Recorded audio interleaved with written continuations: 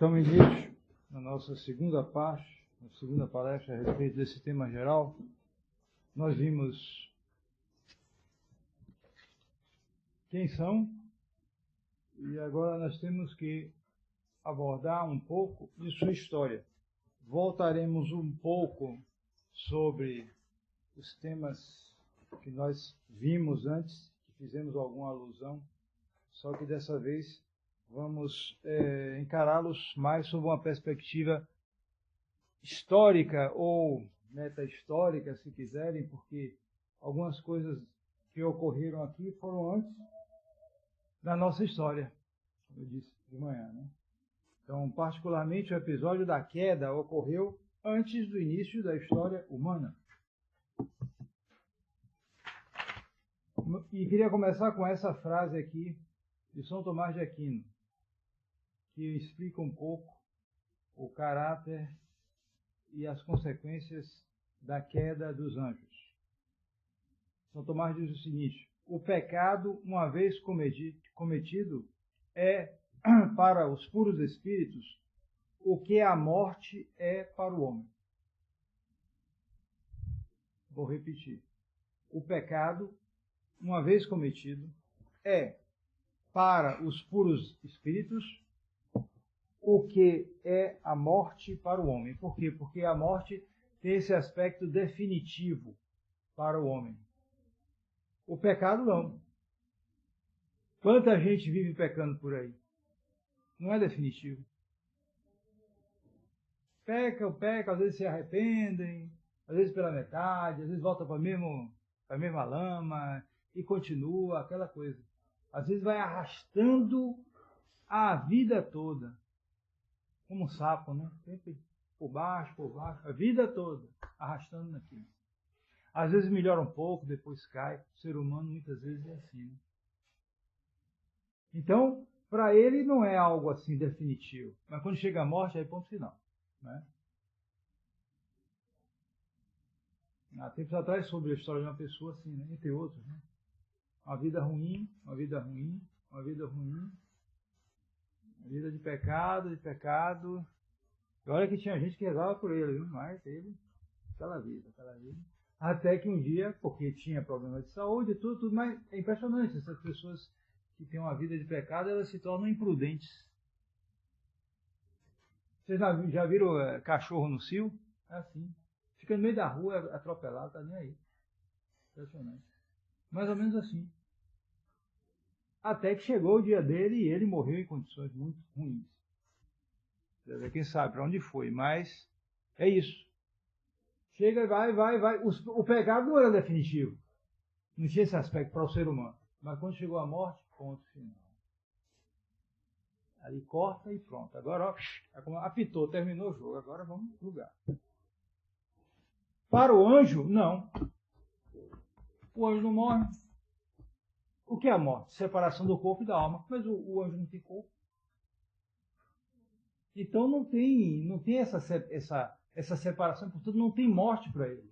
Para ele é o pecado ou a graça de Deus. Ou a correspondência, ou a se deixar levar pela tentação e se entregar ao pecado. E quando ele se entrega, é uma só. Não é como um ser humano.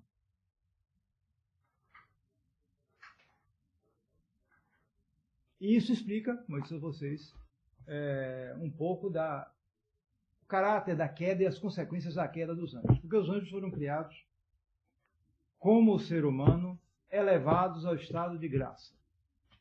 Entenda-se bem isso.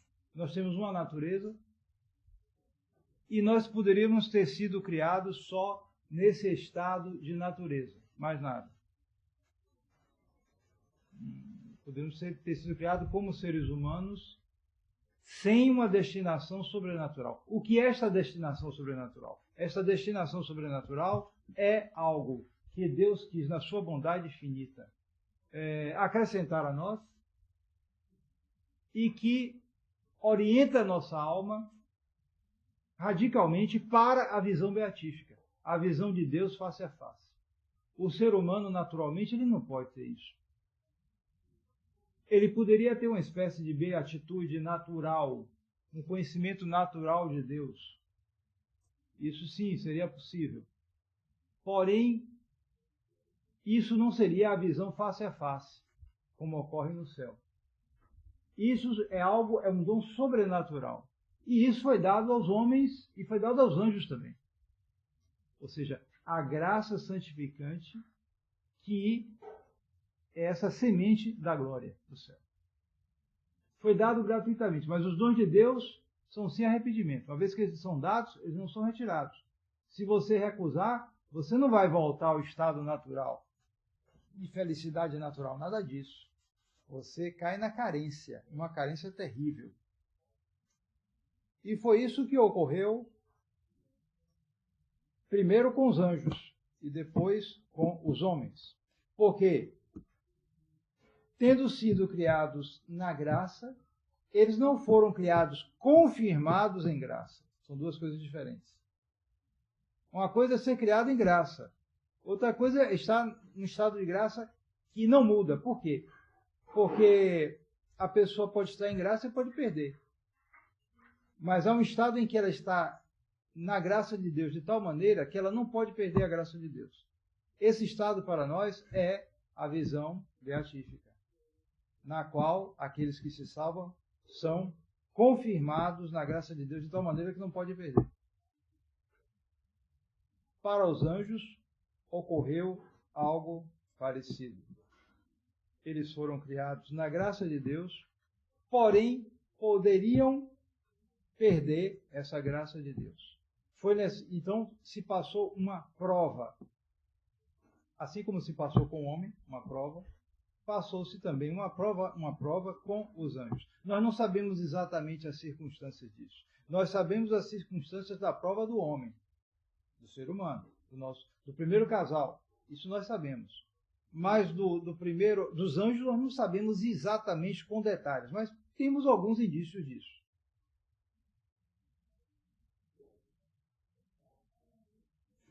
Essa prova dos anjos consistiu na oferta do estado sobrenatural, ou seja,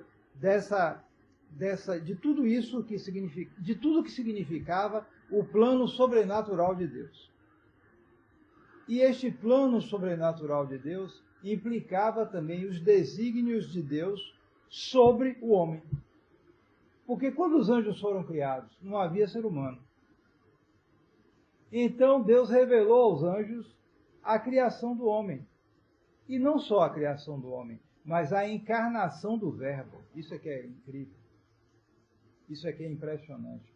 A encarnação do Verbo quer dizer, o próprio Deus, a segunda pessoa da Santíssima Trindade, tomar um corpo humano.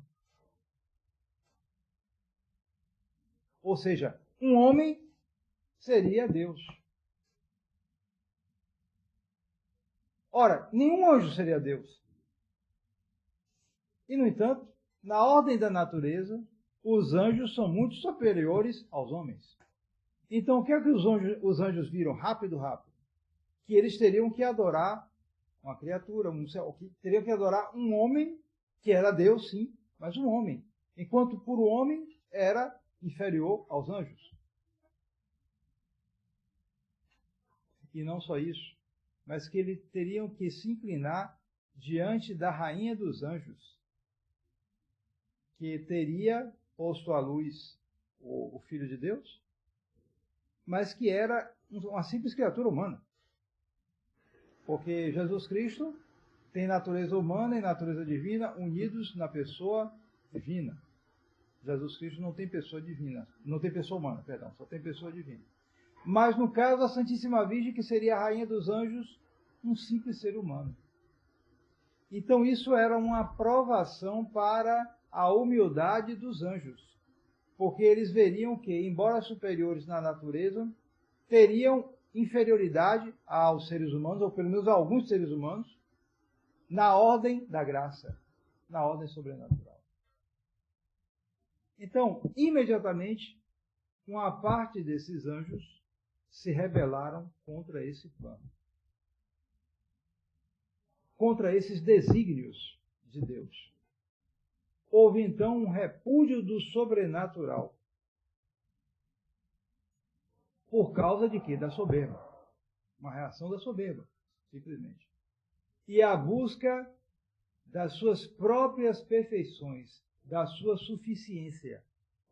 Ou seja, o pecado dos anjos foi uma espécie de pecado de naturalismo. Eles rejeitaram o sobrenatural e se voltaram para os seus próprios bens naturais, que eram elevadíssimos, não se pode negar, mas que eram menores do que os desígnios de Deus, os desígnios divinos sobrenaturais.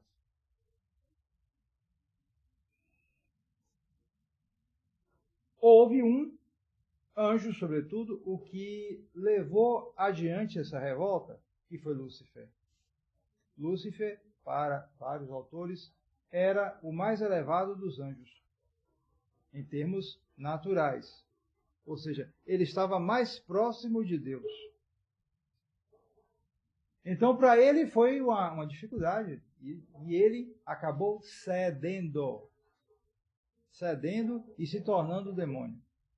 E a partir daí ele arrastou uma parte dos 9 coros celestiais. São 9 coros de anjos, né? Tem toda uma hierarquia celeste. Então ele foi arrastando nos vários coros angélicos anjos que foram cedendo nessa prova e foram se tornando demônios. Foram cometendo esse pecado de soberba e repudiando o sobrenatural. Bom, não se sabe exatamente, mas se diz que mais ou menos 1/3 dos anjos caíram na prova, se tornaram demônios. Mas ao mesmo tempo, houve reação. A reação também foi comandada. Sempre toda reação, todo o grupo, sempre há um líder. Assim como havia um líder entre os revoltados, que foi Lúcifer, havia um líder entre os que tomaram partido de Deus, que foi São Miguel Arcanjo. Notem bem, São Miguel Arcanjo era um arcanjo. Ele era de um coro celestial menor. Ele era menos elevado do que Lúcifer, na ordem natural. Mas na ordem da graça, ele acabou se elevando mais, por causa de sua fidelidade. Ele tomou partido de Deus. E a frase que se utiliza, que ele utilizou e que se cita muito, às vezes se tem nas imagens de São Miguel Arcanjo, né? Você tem aquela frase em latim, quem ut Deus, quem como Deus. Porque a exclamação de Lúcifer foi non serviam, não servirei. É o típico da soberba, né? Porque o soberbo, ele se acha suficiente. Atenção, há pessoas que têm uma tendência para a suficiência. Ele chega uma coisa assim, ele, não, já sei como é isso aí. Isso não. Ah, não, isso aí eu cuido, não tem problema não. Isso aí tem problema? Não, eu já sei isso aí. Ah, tá. Não, você não sabe não, eu sei como. Ele se acha que ele sabe fazer isso, fazer aquilo, e às vezes ele não sabe que ele não sabe. E continua nisso aí. Ele, mesmo que ele faça uma bobagem, ele dá uma desculpa, ele bota a culpa no outro, ele arranja um jeito de fazer, como se diz hoje, uma narrativa em que ele, claro, não teve culpa nenhuma, que ele foi o bom, e ele vai levando a vida assim, se achando o tal. É a suficiência. Cuidado, foi o pecado de Lúcifer. Porque ele se volta para os seus dons naturais. Às vezes são pessoas realmente dotadas. Mas são dotadas, às vezes, mas justamente ele sempre exagera, né? Claro, ele se acha maior, né? Então, se ele tem uma habilidade para certas coisas, seja lá o que for, ele se compraz, ele tem uma complacência muito grande, certo? Se ele, por exemplo, sabe escrever bem, então ele se compraz naquilo, é um escritor, ele é isso, aquilo outro. Então ele passa a desprezar os outros nessa base. Se ele tem uma conversação, ele quer se gabar, ele traz o assunto para o lado onde ele é bom. E ele realmente tem habilidade naquilo. E aí, como o outro não é tão bom naquilo ali, então passa na frente e começa. Dá, para você é burro. Você não está vendo isso aqui, isso aqui, isso aqui. Ele gosta de se gabar naquilo ali. Se ele é bom em matemática, ele puxa para o lado da matemática. E aí se aproveita, porque o outro não é tão bom naquilo ali. E aí, sempre assim. Ele tem essa tendência para suficiência, para soberba. É a mesma tendência, em grau muito mais elevado, dos anjos rebeldes. E olha que eles tinham muito mais capacidade do que os nossos pobres conhecimentos, que são tão fracos, são nada, se esvaem fácil. Um gênio, se tomar uma pancada na cabeça, fica um idiota. Não é assim? Muita gente, às vezes, inteligente, perdeu a razão. É fraco, é coisa que passa muito rápido. Os anjos não. O conhecimento deles é algo muito... não depende das condições materiais. Como eu expliquei a vocês, né? Ele é muito direto, ele é muito... é pronto, é rápido. Vai no ponto imediatamente e tira as conclusões com uma rapidez extraordinária.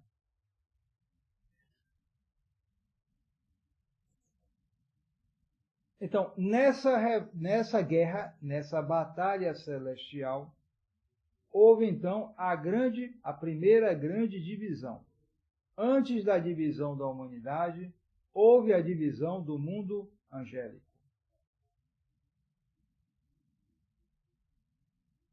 Divisão em que, como eu disse, mais ou menos 1/3 foi infiel e 2/3 foram fiéis. Mas esse 1/3 é numerosíssimo. Numerosíssimos anjos, que se tornaram demônios. E que passaram, e que foram então encerrados no inferno,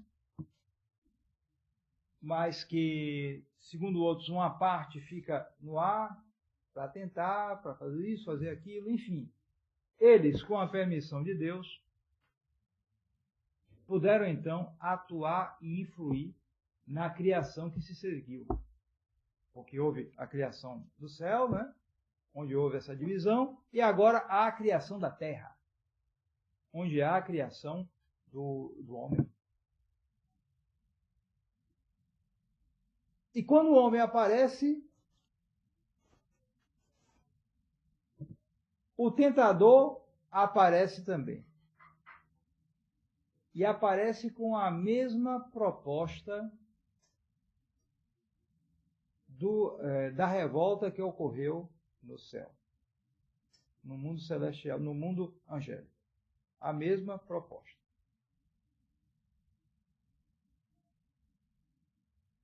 Veja bem, depois da revolta, o demônio perdeu a caridade, perdeu a graça. Se tornou demônio, não tem mais a graça de Deus e não tem mais caridade. Mas ele conservou a inteligência. A inteligência ele conservou. E toda aquela soberba, aquela vontade de ser como Deus,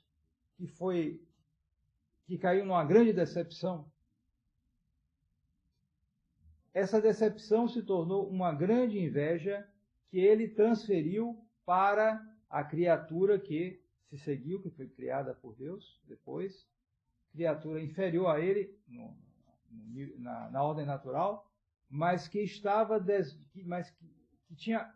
sobre a qual havia desígnios muito elevados da parte de Deus, e que era a criatura humana. Os seres humanos, ao contrário do que contam as escolas, foram criados a partir de um só casal, não podia ser diferente, certo?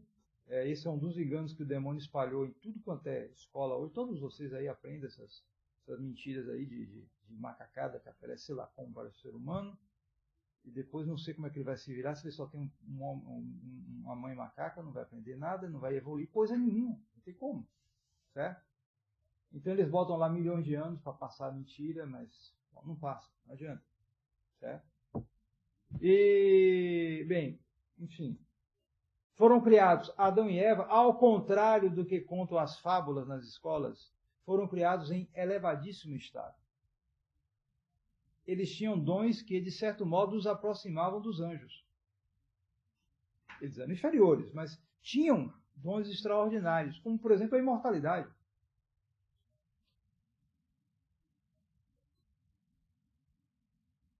E foram criados, como os anjos, elevados à graça de Deus. Nunca houve gênero humano natural. Podia ter havido, mas não houve.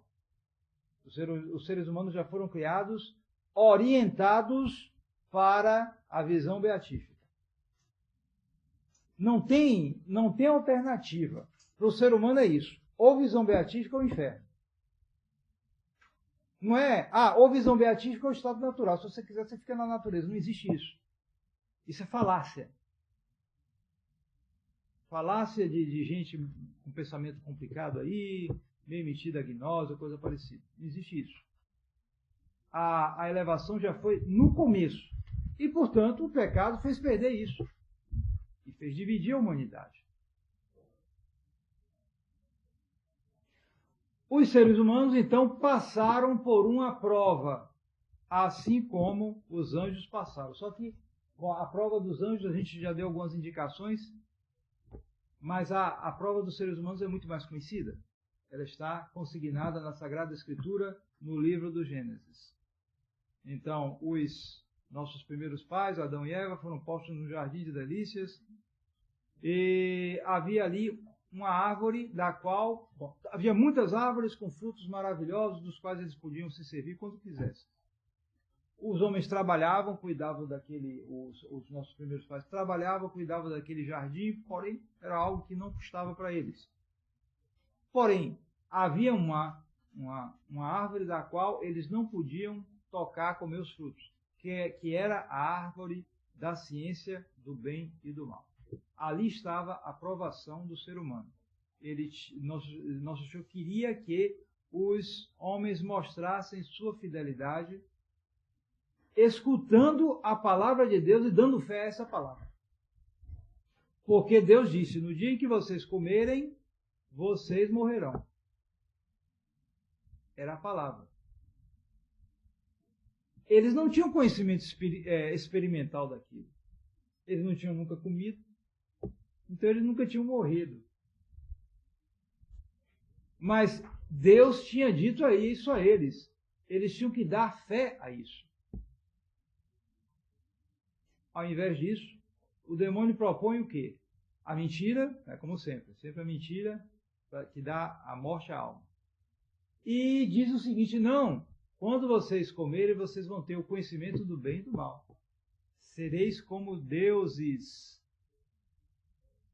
A mesma tentação do mundo angélico. Ele transfere. Ele vem com a mesma conversa.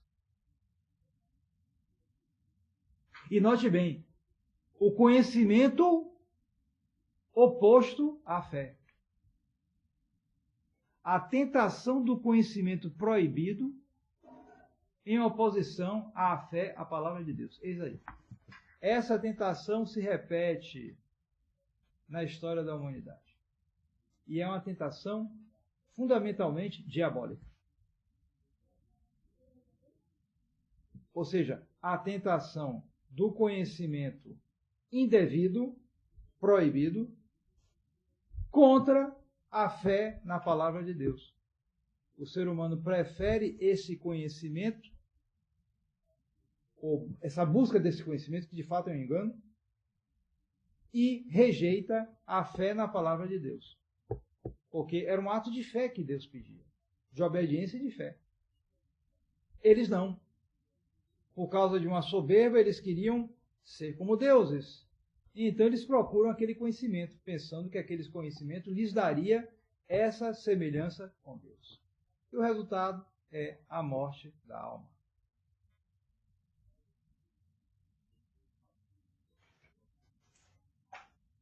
Consequência desse pecado.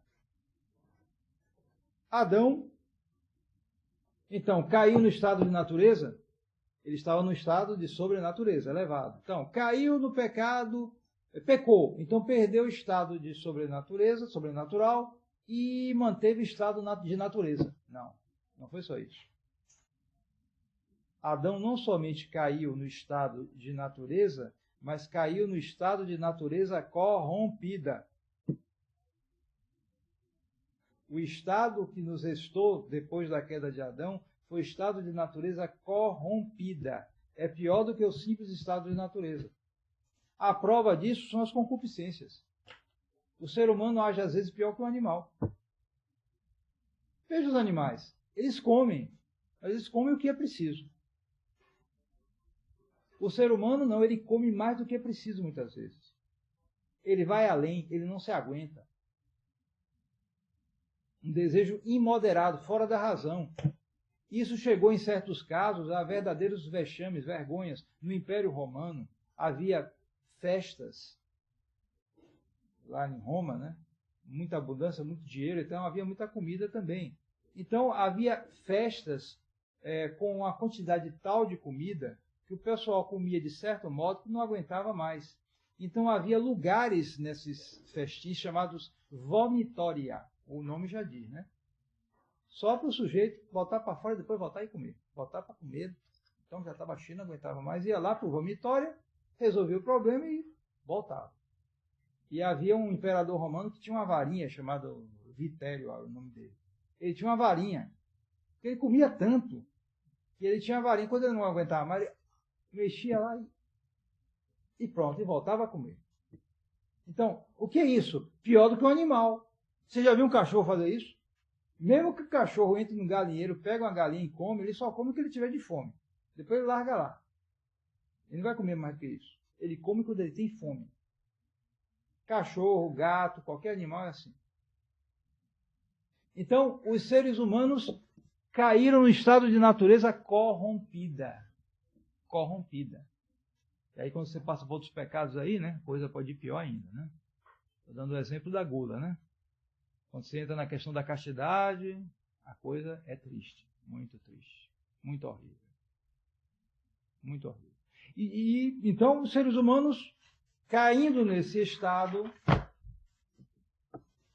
caíram também sob o poder do demônio. O demônio tomou conta deles, tomou conta do gênero humano. Porque a partir daí, essa carência, que se chama pecado original, ou seja, os seres humanos que iam nascendo de Adão e Eva, nasciam sem a graça de Deus. E nasciam privados de muitos dons. Nasciam com a natureza corrompida. Então, essas gerações que foram se seguindo, 1, 2, 3, 4, foram nascendo sob o poder do demônio. Como eu disse, o demônio se tornou príncipe deste mundo. E a realidade do mundo pagão está aí para comprovar. Nós temos a corrupção do gênero humano repetida. Houve a corrupção antes do dilúvio, que Deus teve que destruir o mundo pela água, né? A população humana estava concentrada só numa região. Deus mandou um dilúvio que destruiu toda a população humana, a não ser Noé e seus 3 filhos, e suas 3 famílias, e seus 3 filhos, com suas esposas e filhos, que embarcaram na arca. Correto? Só. O resto foi tudo destruído pela água. O dilúvio destruiu tudo. Então, isso mostra o grau de corrupção do ser humano. Porque Noé até que fazia pregações, chamava o pessoal, mas ninguém ligava. Todo mundo numa vida corrompida. Depois, séculos depois, a humanidade se corrompe de novo. A prova está aí, a Torre de Babel. A Torre de Babel, que era uma torre feita para alcançar o céu, para glorificar o nome do homem, o nome humano. Notem bem, o gênero humano estava unido numa região relativamente não muito estendida. E falavam a mesma língua. A língua, né? Favorece, todo mundo sabe. Quem já foi em país estrangeiro, você chega lá, não entende, você não tem que fazer amizade com ninguém, tem que aprender a língua primeiro. Você pode dar um sorriso, falar alguma coisa, mas não vai entrar numa conversação. É difícil, mesmo quando você aprende, sempre há coisas que você não é igual ao país. Então, naquele tempo havia uma só língua. E os seres humanos, todos unidos, decidiram fazer essa torre para glorificar o seu próprio nome. Uma torre que devia ir até o céu, ou seja, atingir o céu, atingir a Deus por suas próprias técnicas, por seus próprios conhecimentos. E isso, é claro, não agradava a Deus. A prova é que Deus disse, desçamos, no plural, né? Indicação da Trindade, desçamos e confundamos as suas línguas. E foi aí que eles confundiram as línguas e se dispersaram. E por isso essa dispersão humana que acabou por todo o mundo, né? Porque os filhos de Noé, os 3 filhos, tinham caracteres raciais diferentes, né? E até tipo de sangue diferentes, né? Então isso foi expandindo, e à medida que expandindo ia, digamos assim, especializando as raças humanas. Os tipos orientais, os tipos africanos, os tipos brancos e assim por diante, à medida que iam se expandindo pelo orbe terrestre. Mas iam se expandindo assim, quer dizer, a própria dispersão mostra que os seres humanos estavam corrompidos. Eles não faziam a vontade de Deus. Pelo menos uma grande maioria. Não sabemos exatamente, mas uma grande maioria não fazia. Então, a humanidade se foi pondo, continuou a estar, em grande parte, a serviço do demônio. Uma das manifestações disso é, primeiro, as religiões falsas, em que se adoram os ídolos, o poder, muitas vezes escondido nos ídolos, que havia, sim, uma influência demoníaca atrás daquilo ali, havia um demônio atrás de muitos desses ídolos. Havia fenômenos muito estranhos que os demônios produziam através dos ídolos. E o fenômeno da magia, que é universal também. Veja bem que na religião, falsa ou verdadeira, o ser humano procura se submeter a um Deus falso ou verdadeiro. Na magia é diferente. Na magia, o homem age com autoridade.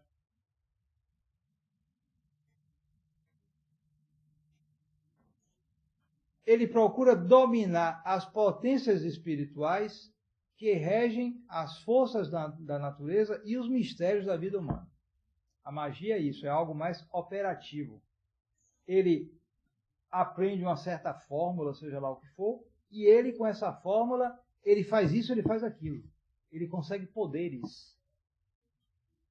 É o demônio que dá esses poderes a ele. Mas é um poder que ele tem que faz com que ele não se submeta, mas que ele impere sobre os outros. Então sempre foi uma dificuldade muito grande para os missionários católicos a presença dos bruxos. A bruxaria é parecido com a magia, só com uma coisa mais... é uma espécie de magia inferior, algo mais imediato, feito sobretudo por mulheres, mas não só por mulheres, também existem os bruxos. Ou seja, para conseguir uma coisa imediata. A magia é algo um pouco mais complexo, mas no fundo as coisas são muito parecidas, magia e bruxaria. E a presença do bruxo ou do mago sempre foi muito forte entre os idólatras. E muitas vezes era a maior dificuldade para o missionário católico. Muitos missionários foram mortos por instigação dos bruxos, dos pajés, chamados aqui entre os índios. O bem-aventurado Roque Gonzalez e seus companheiros foi morto por instigação dos pajés. Às vezes o chefe até que não era tão contrário, mas o pajé ia contra. Por quê? Porque para se tornar um bruxo, há todo um processo de iniciação. Há provas terríveis que eles passam. E muitas vezes eles entram em contato direto com o demônio. Eles são tomados pelo demônio, possuídos pelo demônio e adquirem poderes. E com isso eles percebem mais. Quando eles viam chegar o missionário católico, então eles viam que aquilo vai me derrubar. Então eles eram os mais opostos à ação missionária da igreja. Eram esses bruxos, esses pajés, esses magos, etc. Que tinham muita influência, inclusive, sobre o poder civil dos pagãos. Eles estavam mais em contato diretamente com o demônio, sem dúvida nenhuma.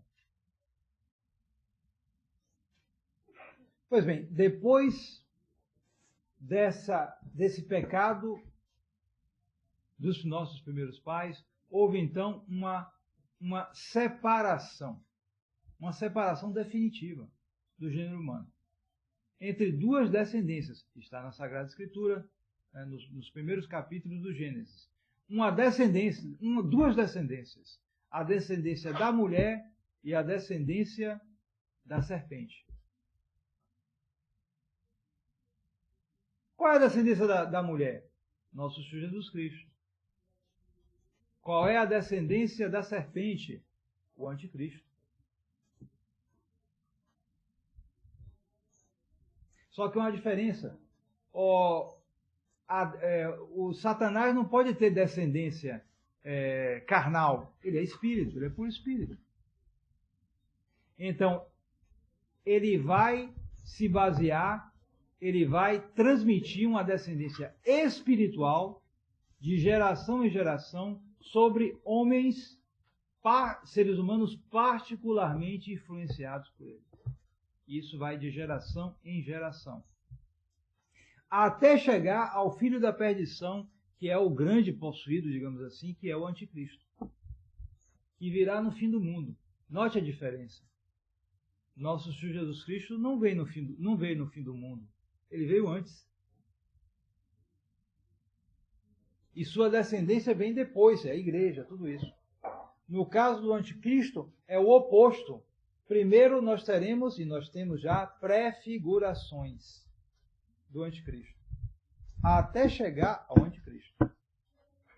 Essas prefigurações do anticristo vão preparar o caminho para o anticristo.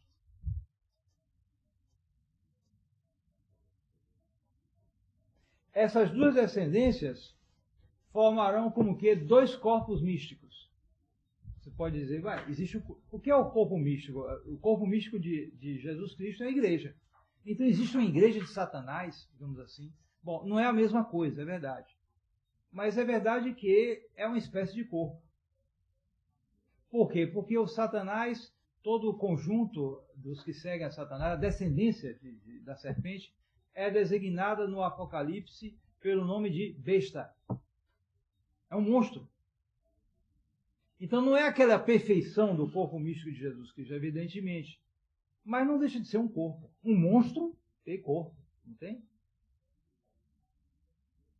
Então a descendência da serpente, a descendência de Satanás, terá também um corpo. Será uma espécie de corpo místico. O que quer dizer isso? Bem, existe a verdadeira mística e a falsa mística. Então, a falsa mística estará nesse corpo, nesse monstro, nesse corpo monstruoso que será a descendência da serpente. E esses dois corpos místicos formarão também duas religiões.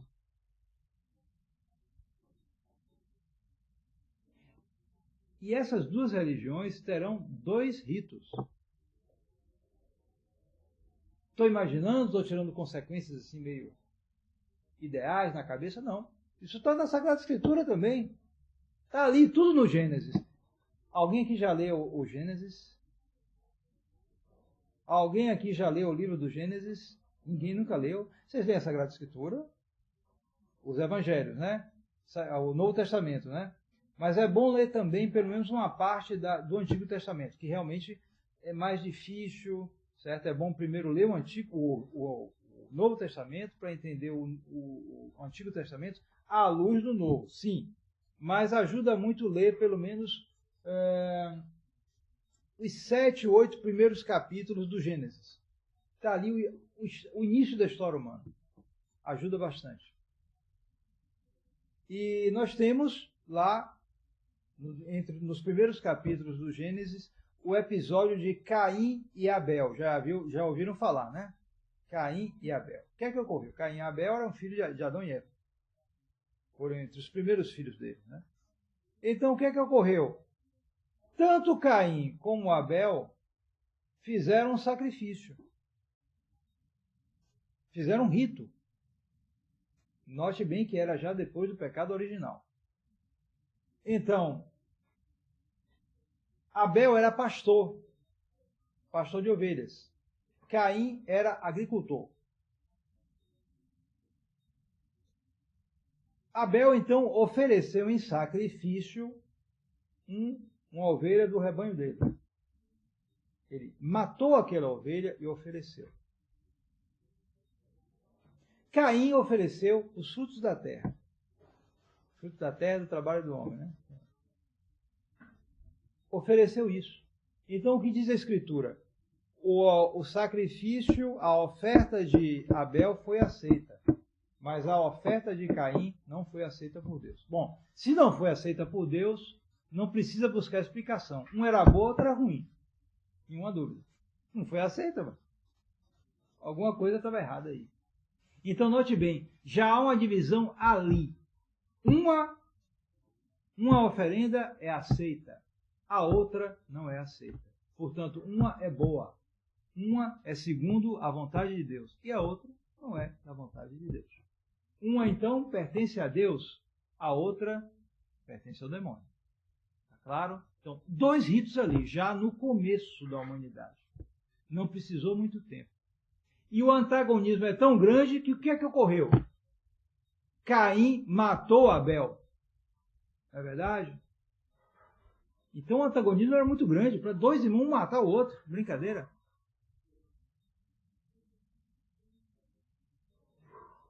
Então, Deus não quis, mas por que ele não quis? O que é que a gente pode perceber aqui para ajudar a compreender essa aceitação do sacrifício de Abel e essa rejeição do sacrifício de Caim?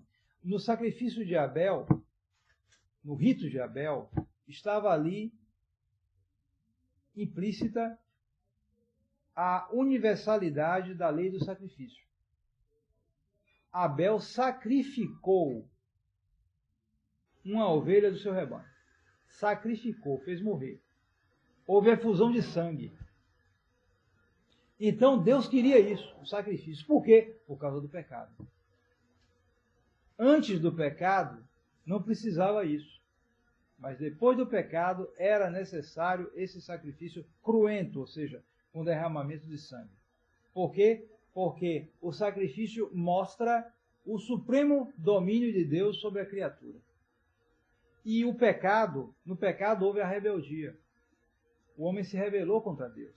Então era necessário essa efusão para mostrar, essa efusão de sangue, para mostrar o supremo domínio de Deus sobre as criaturas. Enquanto que no caso da oferenda de Caim, não havia efusão de sangue. Era uma oferta de ação de graças, simplesmente. Antes do pecado, poderia valer. Mas depois do pecado, não. É preciso sacrifício. A lei do pecado está sobre nós. Nós nascemos filhos da ira. É preciso reconciliação. E Deus queria essa reconciliação através da efusão de sangue. Então ele não aceitou o sacrifício de Caim. Então veja bem. Caim matou Abel. Certamente alguém continuou fazendo o sacrifício de Abel. Mas Caim continuou com os dele também. E foi transmitido para outros, para a sua descendência.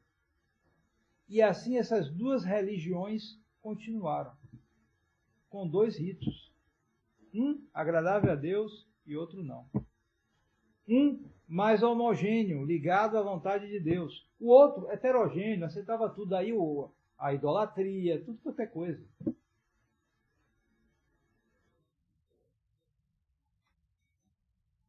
Então, nós constatamos desde o início uma dualidade fundamental das religiões. Atenção, há muita gente aí, metida sabido, falando de uma unidade transcendental das religiões. Não existe isso. Que é a base do ecumenismo, né? Não existe isso. Desde o início, o que ocorreu foi uma dualidade fundamental das religiões. Bom, no comecinho logo, havia só Adão e Eva, tudo bem. Ele tinha uma religião em relação a Deus. Logo depois, houve o pecado, então já dividiu. Dividiu as duas religiões. uma religião heterogênea, idolátrica, influenciada pelo demônio, sem muita preocupação com coerência com nada, porque não importa, né? O que unia todas essas seitas, todas essas idolatrias, era o ódio comum à religião verdadeira. É como ocorre hoje com as seitas protestantes. Um briga com o outro, direto a oposição entre eles, mas contra a Igreja Católica todos se unem. É o mesmo processo, é o ódio comum.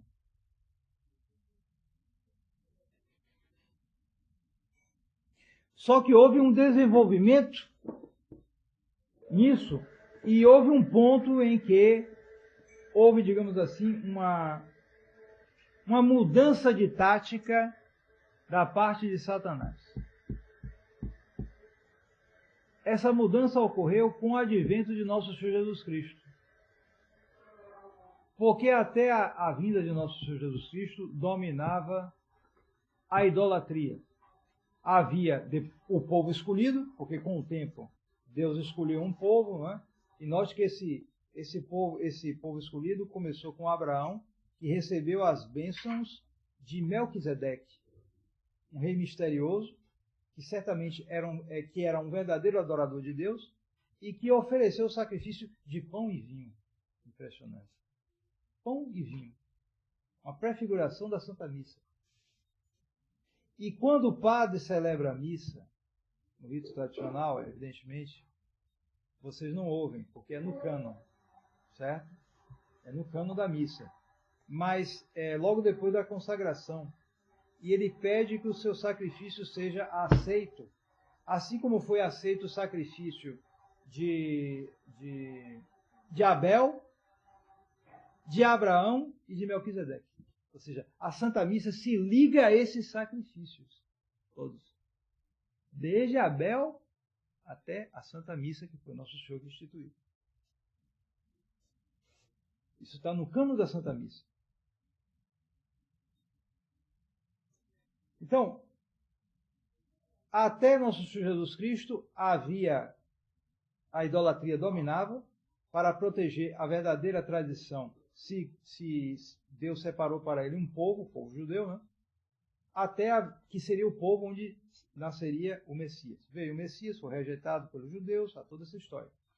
Mas ele fundou a verdadeira igreja, a Igreja Católica, que deveria, pelo seu próprio nome, universal, se espalhar por todo o mundo. E essa igreja tinha o verdadeiro rito, o rito definitivo, o sacrifício definitivo, porque o sacrifício foi um só, na cruz. Mas há uma representação, ou seja, isso é tornado presente de novo, o mesmo sacrifício, que é a Santa Missa. Então note bem, depois da vinda de Nosso Senhor, o demônio levou um golpe muito forte, a redenção, né? O demônio e sua descendência levaram um golpe forte com o advento da igreja.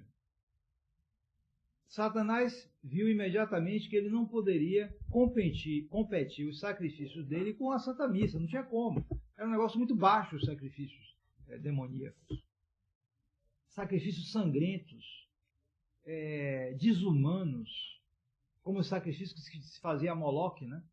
Que pegava a criancinha novinha, e aí abria a boca do ídolo e jogava ali na boca. E embaixo tinha fogo, aí queimava a criança toda.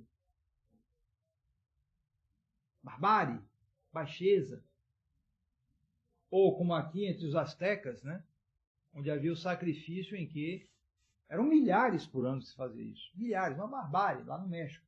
Então levava a vítima, abria o peito, tirava o coração, e botava no ídolo que tinha uma maxila que mexia, né? Aí botava e apertava o coração da pessoa. Quer dizer, coisas de um nível demoníaco. O demônio levou o homem a uma baixeza sem limites. Então, quando aparece a Santa Missa, basta ver um pouco um padre celebrando a Santa Missa, ele celebra com um certo cuidado. Não tem como competir, aquilo vem de Deus. Então o demônio viu, não, agora eu estou perdido. Se eu continuar com o meu sacrifício aí de idolatria, disso, daquilo, diante da igreja, com esse sacrifício, com toda essa religião, eu vou me perder, vou me ferrar. Eles vão tomar meu império todo. E então ele passou a mudar progressivamente sua estratégia. Antes, ele estimulava sacrifícios a ele mesmo, sacrifícios sangrentos, humanos, etc., em honra do seu próprio nome. Agora ele vai passar a suscitar religiões sem sacrifício. Sem sacrifício. Podem ver na história. No paganismo, sacrifício para tudo quanto é lado, tudo quanto é porcaria eles faziam. Depois da vinda de Cristo, sim, as religiões pagãs continuam, vão diminuindo, porque vão se convertendo, né? Mas, por exemplo, aqui nas Américas, até o século XVI, né, havia muita coisa, dominava aqui os sacrifícios, sacrifícios pagãos, etc., tudo quanto é coisa. Então, dominavam, mas aquilo era uma coisa que já vinha de séculos, até chegar a Igreja Católica aqui. Mas o que vinha depois, o que veio depois da vinda de Nosso Senhor, foram religiões, em geral, sem sacrifício. A primeira delas, o judaísmo. Porque não se esqueçam, o judaísmo, depois de Nosso Senhor, não é mais o judaísmo de antes de Nosso Senhor. Está na Escritura, basta olhar. Antes da vinda de Nosso Senhor, você tinha o povo de Israel. Depois da vinda de Nosso Senhor, São Paulo fala do Israel de Deus. Mas o Israel de Deus é a igreja. Não é Israel, os judeus. Não, nada disso. Está lá na Escritura, pode constatar. Paz para vós e para o Israel de Deus. Ele está se referindo à igreja, a igreja católica, os primeiros cristãos. E como é que eles chamam os judeus? Também está ali na Escritura, nas cartas de São Paulo. Sinagoga de Satanás. Está lá. Eu só estou repetindo. Está lá na Escritura. Então, houve uma mutação profunda. Houve uma substituição. Esse é o nome que tem que se dar para isso. A religião dos judeus não é mais a religião escolhida por Deus. Depois da prevaricação, houve a substituição. Agora o Israel de Deus é a Igreja Católica. Então, o que restou, a religião dos judeus, que se seguiu depois, bom, não vou entrar em detalhes, é uma religião fortemente marcada pelo Talmud. Os costumes dele lá, a interpretação que eles fazem, valem mais do que a Bíblia para eles. E, sobretudo isso, eles não têm mais sacrifício. Não só não tem, mas não tem como mais se recuperar. Porque eles perderam toda a linhagem. Eles tinham uma linhagem sacerdotal, que era tudo documentado. Tudo foi perdido na destruição do templo. Eles não sabem mais quem é sacerdote. Não adianta, eles não têm como restaurar aquilo. E eles não têm mais sacrifício, não fazem mais sacrifício. Então a religião que se desenvolveu depois da morte de Nosso Senhor, a religião judaica, é uma religião sem sacrifício. E depois veio o quê? O maometismo. O maometismo, ele é, digamos assim, mais católico, entre aspas, do que o judaísmo. Por quê? Porque o judaísmo está ligado a uma raça. Se você não é judeu, você não pode ser da religião judaica.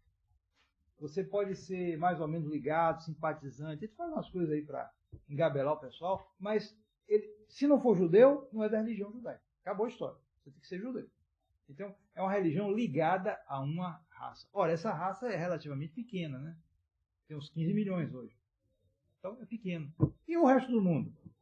Aí, Satanás suscitou outra religião sem sacrifício, que é o maometismo. Que foi o grande competidor do cristianismo nos séculos passados. E até hoje. Ele é uma espécie de flagelo de Deus. Hoje tomando grande parte da Europa. De uma maneira sem guerra, porque os cristãos perderam a fé. Satanás cegou os cristãos a tal ponto que eles estão entregando tudo. E então, o maometismo é uma religião também sem sacrifício. Ele não tem Santa Missa, como nós temos. Não tem. É outra religião sem sacrifício. E depois eles fizeram pior. Eles fizeram uma religião sem sacrifício dentro do âmbito do cristianismo. Eles quebraram o cristianismo e criaram um monte de seitas de gente que se diz cristão, mas que não tem sacrifício. É o protestantismo. O protestantismo tem isso. O maometismo foi algo criado fora e entrou em briga com o cristianismo. Não, o protestantismo foi dentro da cristandade. Eles conseguiram dividir a cristandade. E a partir daí todos os inimigos do catolicismo migravam para países protestantes, porque encontravam proteção lá. Você vê, por exemplo, os judeus. Bom, o judeu não é amigo de protestante, porque protestante ainda guarda culto a Jesus Cristo, então o judeu não gosta. Mas o judeu ficou amigo do protestante, ia para país protestante, porque ali eles encontravam gente contra o catolicismo, é sempre aquilo, né? Aquele ódio comum contra a religião verdadeira. Então, os protestantes dividiram a cristandade e a partir daí começou a revolução. O protestantismo já foi uma revolução religiosa. Começou o processo de apostasia, porque houve o triunfo de Nosso Senhor até mais ou menos o século XVI, primeiro a perseguição nos 3 primeiros séculos, depois um domínio católico grande de 1000 anos ou mais ou menos, e depois veio o declínio, que começou de uma maneira mais acentuada, apareceu de uma maneira mais acentuada com a divisão da cristandade no século XVI, com Martinho Lutero, e depois com todas as seitas protestantes que se seguiram. E são religiões sem sacrifício. Lutero ainda tinha uma ideia meio atrapalhada de que Jesus estava presente durante a celebração da missa, mas depois ele sumia. Sei lá como ele explicava isso. O fato é que, para Lutero, as igrejas não eram lugar de oração, mas só de culto. Certo? Ora, o que é que você vê nas igrejas católicas de hoje, depois do Concílio Vaticano II? Você entra na igreja, cadê o sacrário? Você não vê. Você quer rezar, fazer uma genuflexão? Cadê? Não sabe. Aí você vai e pergunta ao sacristão, ou quem está ali, onde é que está? Tem ali a capelinha ali. Aí você vai lá, tem um cantinho, tem lá uma capelinha, e a presença, se supõe, eucarística de Nosso Senhor Jesus Cristo. Então, qual é a ideia embutida aí? É que a igreja deixa de ser um lugar de culto, de oração. Você não entra mais na igreja para fazer uma oração, você tem que entrar só para o culto. A mesma coisa dos templos protestantes. Entende? A mentalidade é essa.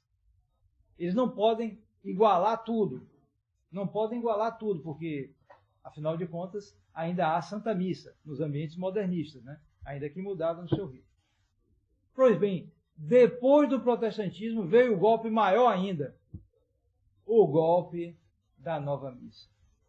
É outro golpe de Satanás para tirar o sacrifício da igreja. Dessa vez na igreja mesmo. Porque, é verdade, a Santa Missa, a nova missa, você olha assim, sim, é válida ainda, mas aquilo ali é uma missa protestantizada. Eles fizeram mudanças verdadeiramente sacrílegas no rito da Santa Missa.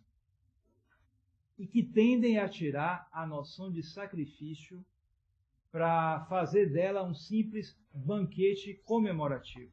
Então, se as missas, as novas missas de hoje, são, a gente supõe, válidas, embora várias delas podem ser inválidas, nós não sabemos exatamente, mas em princípio são válidas. Porém, o espírito daqueles que assistem é um espírito que não é mais de sacrifício.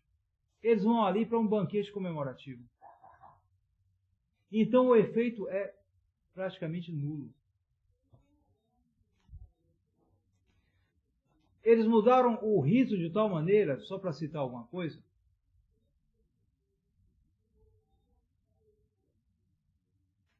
que eles mudaram, por exemplo, o ofertório da Santa Missa. no qual eles tiraram simplesmente a oração do refeitório, do ofertório e colocaram uma oração que tem relação com os atos rituais da refeição judaica. Os redatores do Novo Missal, eles passaram a utilizar orações, essa oração do ofertório da nova missa, né? Bendito sejais, Senhor Deus do universo, pelo pão que recebemos da vossa bondade, fruto da terra e do trabalho do homem, que agora vos apresentamos, e para nós se vai tornar pão da vida. Eles são simplesmente, isso é simplesmente uma ação de graças. É completamente diferente do rito da missa tradicional.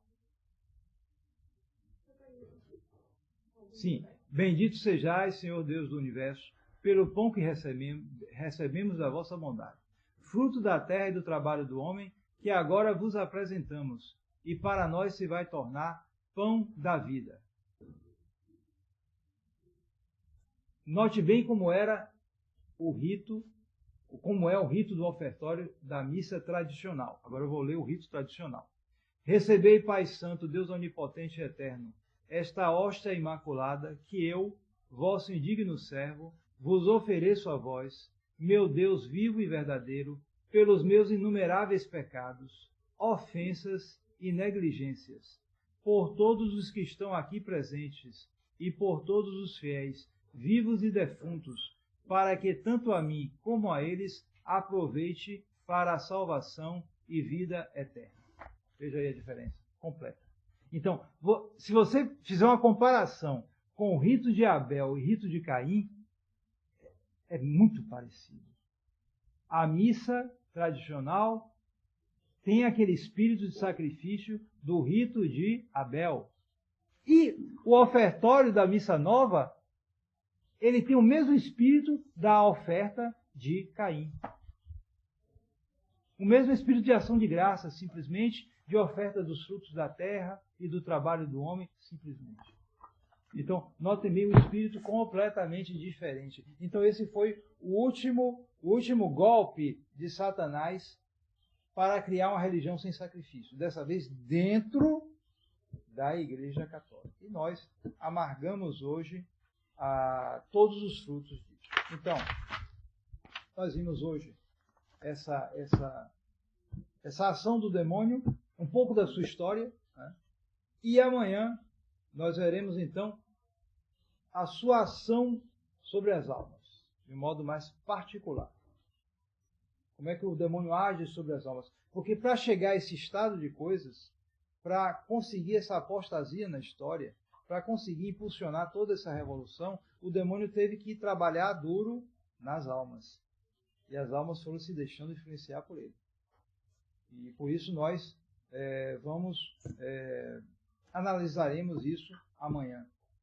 Tanto a sua ação sobre as almas, como os meios que nós temos que tomar, que temos que utilizar para resistir a essa ação. Então, se houver alguma pergunta, podem fazer.